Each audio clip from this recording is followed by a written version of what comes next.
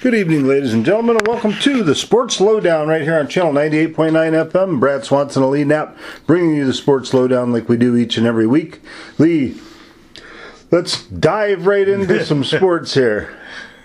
We'll talk about the swimmers. They were the first ones to get the winter sports season going.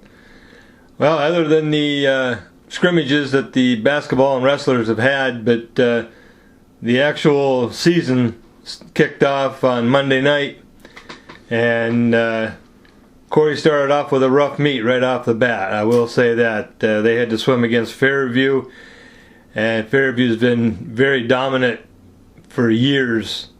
They got a very in-depth team.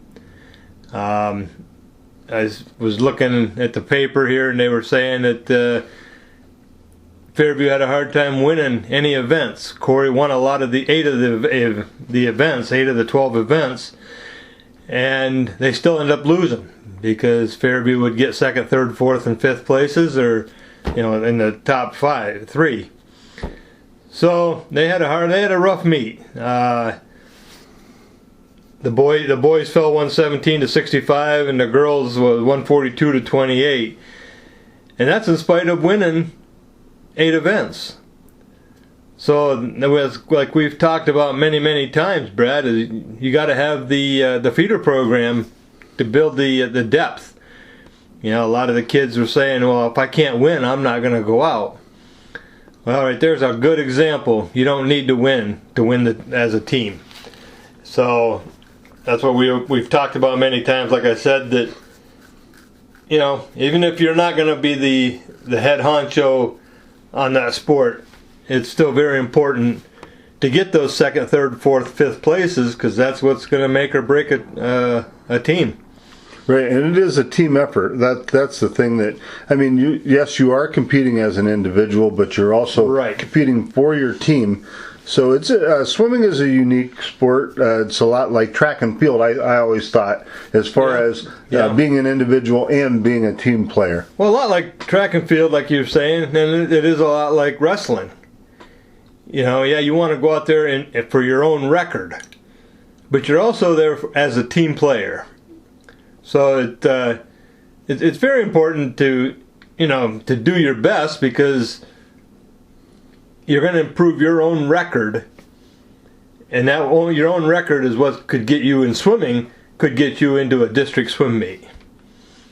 And I'm sure in wrestling it's the same way. They probably go by your record to a point as far as who you're going to wrestle in the district meet. You're going to go by the same number of wins and losses. Right. Yeah, they have seedings there, just like they do for swimming, and they'll seed you, and you will wrestle accordingly. A top seed is usually always going to get a bye, right? And then they'll pick up the winner of a certain match, which is the lower seeds usually. Right. Lower seeds have to work against the upper seeds. To try to dethrone them or upset them, and that's the same way with swimming. Yep. So it is quite similar. In swimming, they really don't have a lower and an upper seed per se. You swim in a different heat. They usually have 2 or 3 heats at the district meet of each event, and the top 8 swimmers in time will swim in the first heat, or the last heat, however you want to look at it, and then they go accordingly by times. So that's where you want to better your time, which is going to better your win-loss record. Right. And something else in swimming that really is kind of unique, it's very unique really compared to other sports, is I noticed that the first day out, or the first swim meet, there's people already qualifying for districts. Now, Can you explain to the listeners a little bit about that? Like I said, Brad, to qualify for districts, it's a certain time that you've got to hit. I'm just going to throw numbers. I don't know what the district times are anymore, like I used to. But I'm just going to say, okay, the 100 freestyle, you got to swim 100-yard freestyle in 55 seconds. I'm just throwing numbers out. And if you get that 55, no matter where it is in the meet, then you qualify for the district meet which will be in March. And every event is the same way. I know there's been kids, I'm just going to throw numbers again, that say you needed a 55 and 100 free, and they went a 55-3, and they don't make districts. I mean, it's cut and dry. You've got to have 55 or better in order to qualify. Wow. So, yeah, that makes kids really have to work then. Yeah, and the district times, they figure their district times over the last 8 years. The average times for the last 8 years. So, if you happen to get a 3 or 4 year time period, Brad, where there's a slower times at districts, that's going to improve that many more kids that can make districts if they hit that faster time. Wow. So they go over an 8-year average to figure out the district time, what you got to have. Now, have you seen a very much of a change, really, do you think? Over, like, say, 8 years ago, 9 years ago, I guess now, compared to now? Is it pretty close, or is it quite a difference? I think there's quite a difference. I think the times today compared to, I'm going to go back to when my kids swam, it was a lot harder to hit those times because they were faster than what they are today. Wow. And it's because you get kids who make that 55 seconds and they come in and they end up swimming at districts, they'll go 56, 57. Well, that just makes the time slower for the following year. Gotcha. Okay. So, that's interesting. yeah, it's quite an ordeal for them to try to figure out what the district times are, but they go, like I say, the last 8 years. So they got their work cut out for them to hit that district time. And like I say, the times today, they're not that fast. I'm looking here. You know, they had a butterflyer last night, went 56:59, which is a fairly good time. But district time, you know, maybe a 57, so he just made districts. Right. Now he may end up, you know, I'm sure he'll drop that 56:59 by the end of the season. But he goes to districts, and I've seen it many, many times. They go in at a 55 or 54, and they end up swimming a 58. Right. It just depends on what happens for that day. So now, when they go there to districts, is their time the best time that they've had all year long? Yes. Okay. Yeah, they take the best time that they've had all year because that puts them in the fastest heat.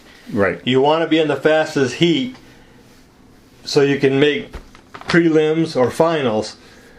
And the top 8 are in the finals, and the top 16 will be in prelims. Or 8 to 16 will be in prelims.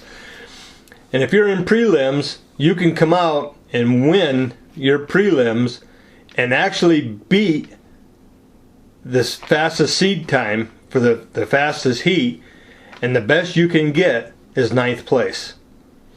Wow.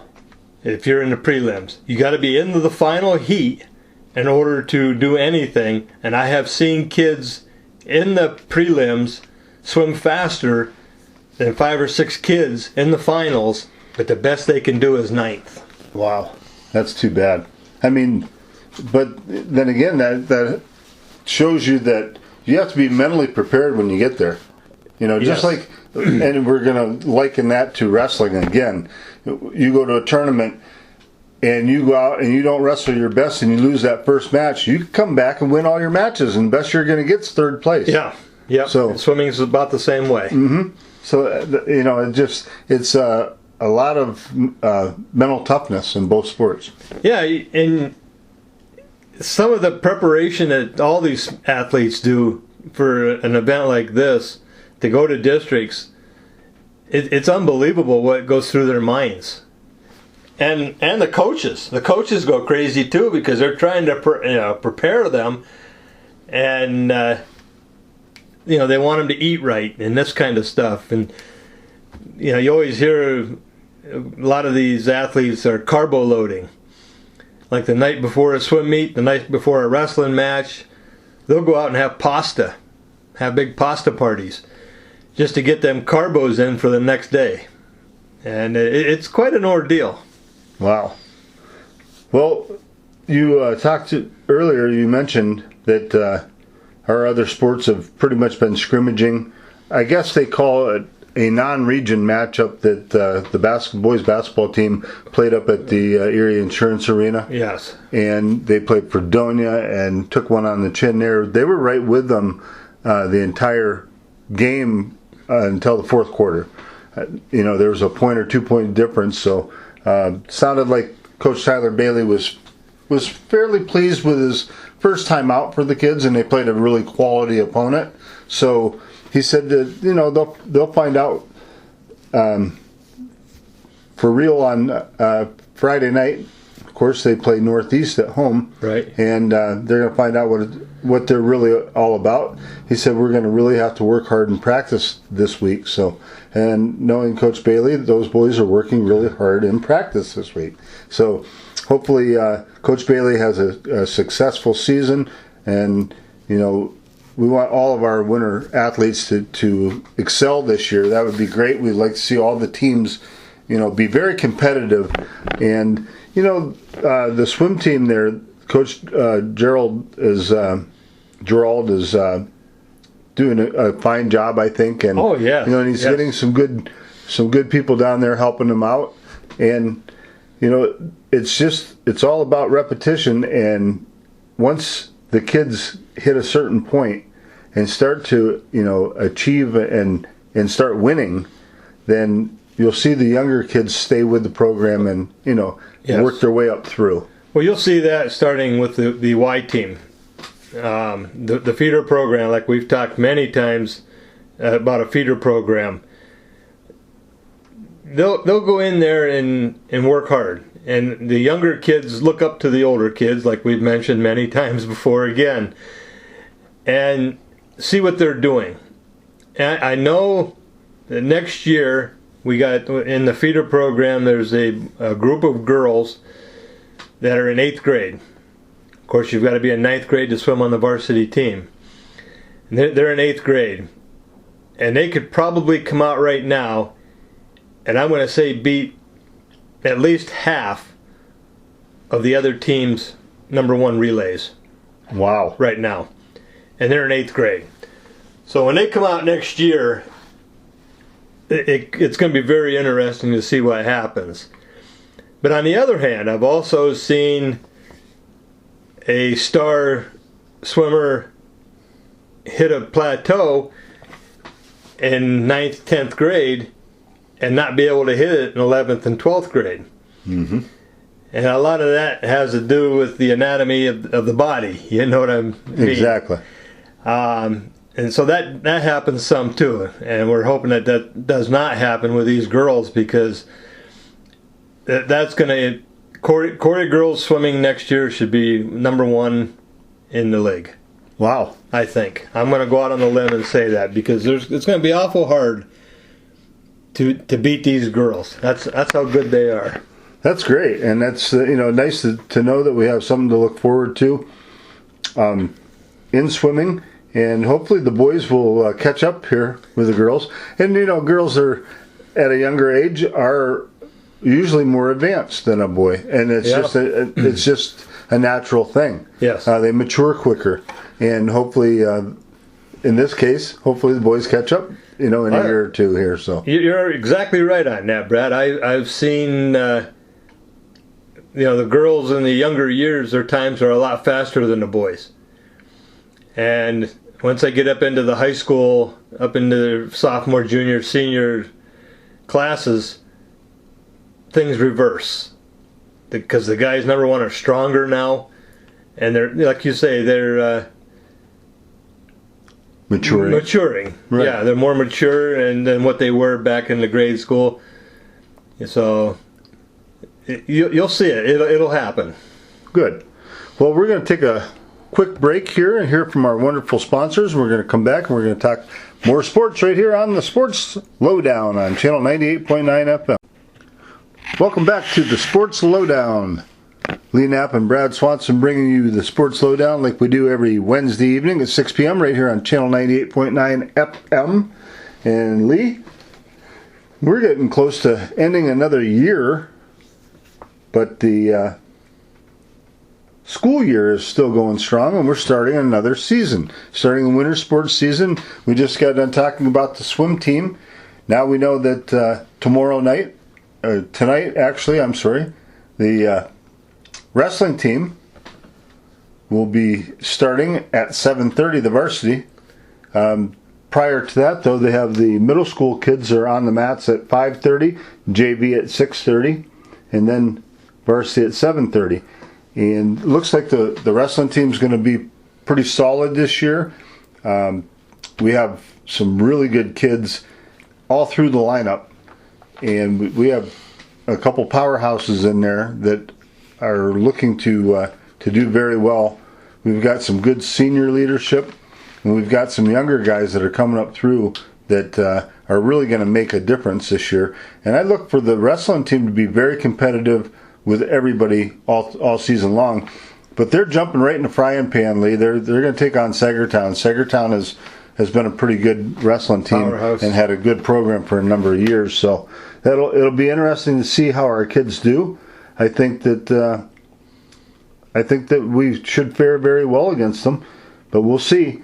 Then the kids are back in the pool on Thursday. It'll be Harbor Creek coming to Corry to swim, and that's both girls and boys. And then Friday night, the wrestling team was going to the Penn Cambria tournament for the weekend, so they'll be there Friday night and Saturday. Also, boys basketball, Northeast will be in town to take on the Corry boys, with the JV game starting at 6 and the varsity follows. And then on Saturday, our girls basketball team will be heading up to Erie to take on that tough Erie Lady Royal team. So talk about some good matchups, and I'm sure that Northeast basketball team will be no different. It's going to be a good team. Game. So I like that idea, though. Let's get out there and face good competition right off the get-go. Swimmers did it against Fairview. Wrestling team's going to do it against Sagertown. Boys basketball with Northeast and girls with Erie. So nothing like getting right started out there and getting after it. We'll find out how we fare and how we measure up and what we need to work on. Even if you win, there's always going to be something that you need to work on. Sure, there is. Yeah, you're going to have to do something to improve yourself. You're going to come up and say, I wish I'd have done this, or, man, in this situation, I'm going to try to do this, or something like that. You'll figure out you got to work a little bit harder at something, no doubt. Right. Now, I'm not familiar with swimming as far as, do they film anything? Once in a while, you'll have a coach film something. Most of the time, they try to fix it at that time. You got to stop and remember, Brad, they're putting in 8,000 yards a night. So if they can catch something early in the evening, they can work on it the rest of the practices. It's not like basketball or wrestling where they take a little bit more breaks, I guess, where they can talk to them. And then they got to go out and try to figure out what they're doing. Swimming's a little bit different with that. If they stop and rest, it's only going to be for a matter of 30 seconds. And then they're back swimming again. Right. So in basketball, girls and boys, they can take a timeout and chat, and say, hey, we see this going on. Correct. We're going to change our defense and go from man to man, to a zone or whatever. Yeah. Excuse me. In wrestling, you don't get the timeout. You're going. You're going, and the kids look over at the coach from time to time, and they tell them, should I take the bottom? Should I take the top in between periods? Or the coaches, that's a different thing, I guess, about wrestling. But in swimming, you could do the same. The coaches can yell, but the swimmer's not going to hear them near as well as a wrestler is going to hear his coach out there on the mat. Believe it or not, though, if the coach is yelling, you can hear them underwater. Wow. A lot of times you can hear them. And you got to remember, you're taking a breath almost every stroke or every other stroke where you're looking at them. And you're on top of the water. You're not really underwater to speak of, so you can hear them. Believe it or not. And as far as basketball, I mean, those kids can hear the coaches all night long too. So, right. Girls and boys, and some coaches you hear a little bit more than others. Yep. Some voices just jump out a little bit more. Right. I know that now I look back and feel very embarrassed when I used to coach my grandson in wrestling, because I'm a loud person to begin with, and over the last few years, my hearing has gotten worse, which makes me talk a little louder without realizing it.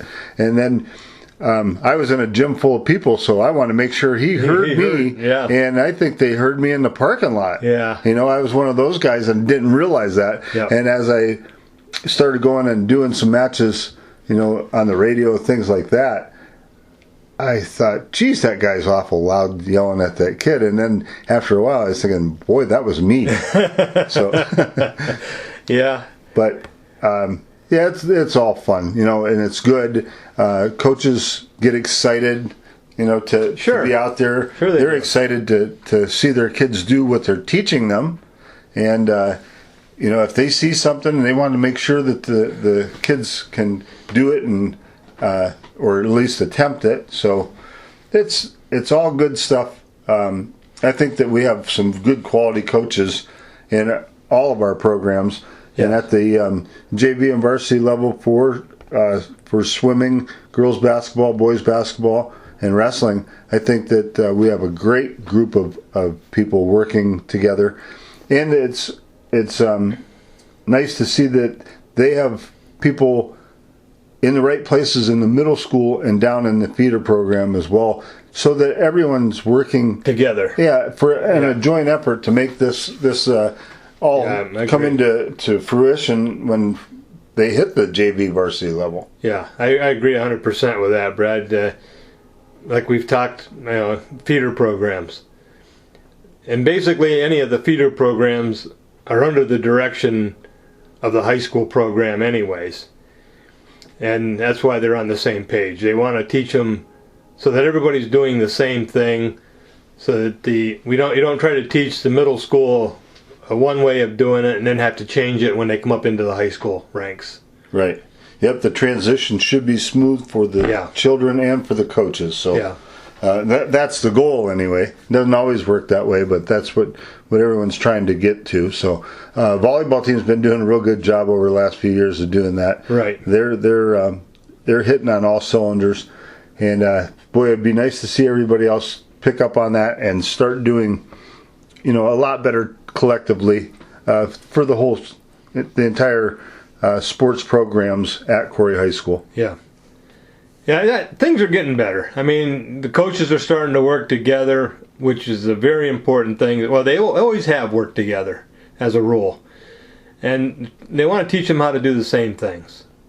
So I think Corry is, like you were saying, the coaches, we got a good group of young people coaching them.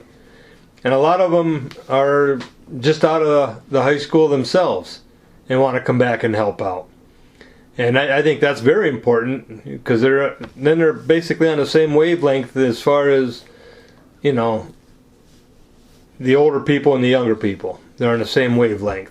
So I think it's very important. I think it's working out real well. Right. And that's the thing, too, in the Corry community. There's so many people, at the high school or just around the town even, where there's so many people that have been involved in athletics that if a coach has a question, a younger coach, they know that there's an older ex-coach or person around that really knows that sport that can help. That would be more than willing to help them, in any way. Yeah. And it's fun to sit back and listen to some of the older coaches talk about today.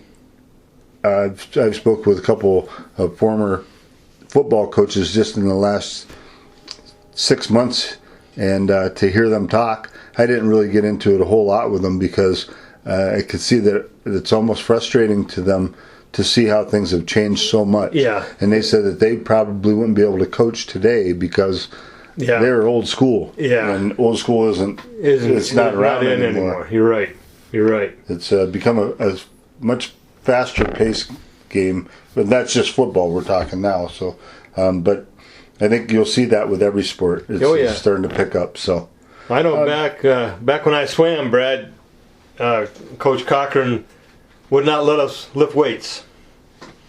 He says, you don't want to build muscle, you want to stretch your muscles. So he wouldn't let us lift weights. And today, they push it.